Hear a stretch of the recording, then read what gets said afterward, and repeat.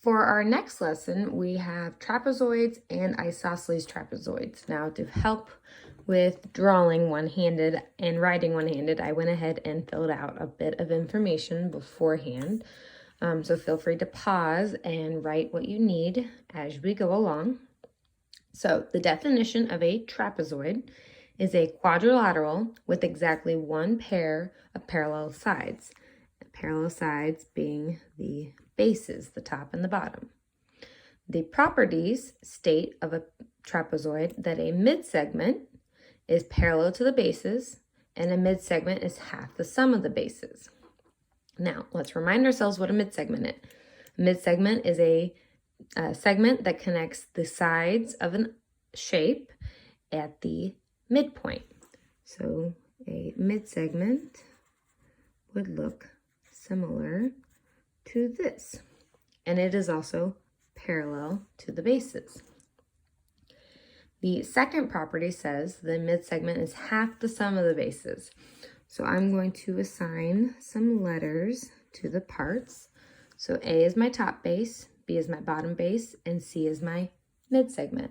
Now, according to the property, the midsegment, C, is half the sum of the bases.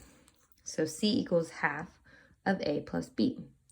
Now you could also say, rather than thinking half of this, if I multiplied that reciprocal to the other side, we could say 2 times the midsegment is equal to the sum of A and B.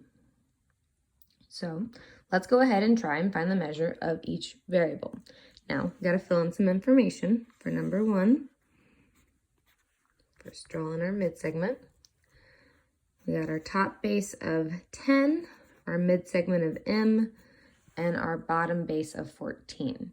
Now, it doesn't matter which formula you want to use, but typically, if you are solving for a midpoint, the first equation is easiest. So the midsegment is equal to half of the bases added together. So 10 plus 14 is 24. Half of 24 is 12. So the midsegment is 12 in this problem. Okay, let's try number 2. Draw my midsegment. Now in this problem, X is my top base, 15 is my midsegment, and 20 is my bottom base. So in this problem, since I'm solving for a base, the second equation is actually easier to work with.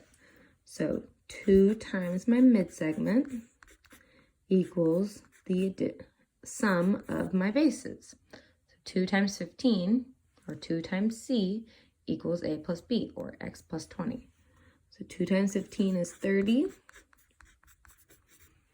Subtract the 20, and in this case, my top base, or X, is 10. Okay, last but not least, number 3. First, I'm going to draw my midsegment. In this one, we have some algebraic expressions we're going to use. So the top base is 3x, the midsegment is 4x plus 5, and the bottom base is 7x minus 7.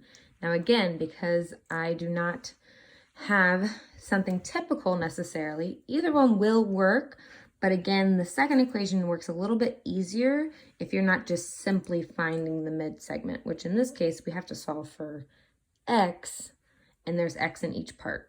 So 2 times 4x plus 5 equals 3x plus 7x minus 7. So we go ahead and multiply. We get 8x plus 10 equals, add together, 10x minus 7.